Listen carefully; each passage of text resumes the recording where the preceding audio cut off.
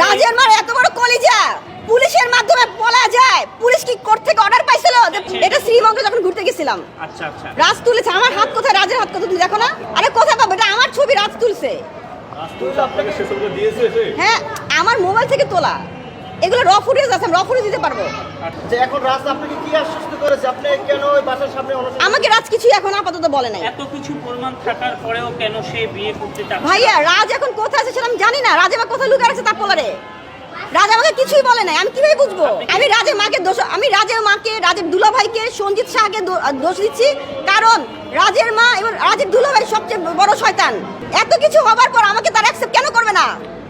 কেন করবে না? পুলিশ এসে কেন তার মারে ভাগা দিল? কোর্ট থেকে কোনো অর্ডার পায় না, পুলিশ কেন ভাগলো? আমার একটাই কথা, থানা থেকে পুলিশ কেন আসলো এবং তার মা কেন ভাগলো? এখন আমি রাজকে বলছি, রাজ 10-12 দিনে আমরা কখনো ফিজিওলজিস্ট যেতে পারি না, আমার একটা সময় দাও। ও আমার কথা শুনে নাই। এবং আমি কেন কাজ করছি জানো? রাজকে যেন আমি না হারাই। রাজের কথা যদি আমি না শুনি, রাজ চলে যায়, এই ভয়ে আমি রাজের সাথে ফিজিক্যাল রিলেশন করছি। ভাইয়া, আমাদের রিলেশন মাত্র 2 মাস। 2 মাসের মাথায় যে এত কিছু আমি জানি না। আমি তো 2 মাসের মাথায় তোর বলছি বিয়ে করো। ভাইয়া, আমি 2 মাসের মাথায় বিয়ে করার কথা বলছি, বুঝো নাই? যত তাড়াতাড়ি ফিজিক্যালে গেছি তত তাদের বিয়ের কথা বলছি আমি। কেমন কথা বললে এটা তুমি আমাকে? না, সেটা আপনাকে বললাম অ্যাডাল মেয়ে। এই যে এখন যে তুমি যে আমাকে অ্যাডাল বলছো, আমি সেটাই বলেছি। যত তাড়াতাড়ি আমি প্রেম করছি তোমার, তত তাড়াতাড়ি বিয়ের কথা বলছিলাম রাজকে।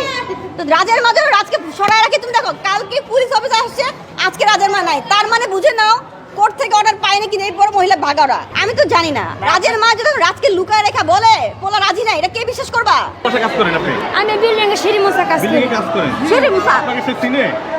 সিনে আগে যায়, আমি সিনে আমি বয়ে থেকে নিচে সিঁড়ি এই বাসা ঝাড়ু কি দিয়ে রাস্তাকে আনতো কিনা?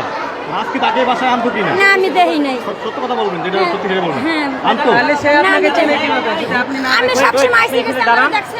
আমার সিনে না, আমি নিচে বয়ে থাকি, নিচে ঝাড়ু দেই, দুটো সিঁড়ি ঝাড়ু দেই, সিঁড়ি মুছি, ছাদ পরিষ্কার করি। আমার সিনে নাও নি। আচ্ছা, নূপুরকে বলে এই বাসায় এনেছে, আপনি কি দেখেছিলেন? না, আমি দেখি না। রাজের ব্যাপারে এই চুপ করেন। তুমি বেশি না, সত্যি কথা বলো। তুমি একটা সাউন্ড করবেন না। আমি আমি গাছের ভিতরে ঢুকছি। সত্যি কথা বলো। এখন বাপে কথা দেবে আমারে? বলো। আমার ছোট ছোট ছেলে মেয়ে তুই আমি কাজে আইছি। তাহলে বলো, রাজের সম্পর্কে কথা বলো। রাজের সাথে সম্পর্ক আছে বলো। আমি জানি না সম্পর্ক আছে। সব খারাপ। রাজের সাথে সম্পর্ক আছে বলো। আমার ওই কোন সম্পর্ক আছে? ও সব জানে। এই আপনি কি জানেন? এই আপনি কি জানেন? আমি কিছু জানি না। রাজের বাসায় কাজের বুয়া, ও সব জানে। কাজে বসে আমি রাজের থেকে কাজের বুয়া। এই বিড়িলা মামলা দিন তোমারে। আচ্ছা দিয়েন মামলা আমি দিয়েন। দেখতো কি?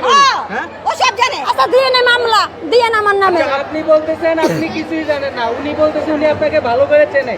একজন মানুষ না চিনলে কিভাবে আপনাকে টাইনা হিস্সা ধরে? আপনি যা জানেন বলেন, কোনো সমস্যা আমি তো জানি না, আমি কি বলবো বলেন? আমি জানি না। আমি আই যাই সিঁড়িতে, সিঁড়ি মুছে, ছাদ পরিষ্কার করে, গ্যাস পরিষ্কার করে, লোক না থাকলে আমার ডাকে।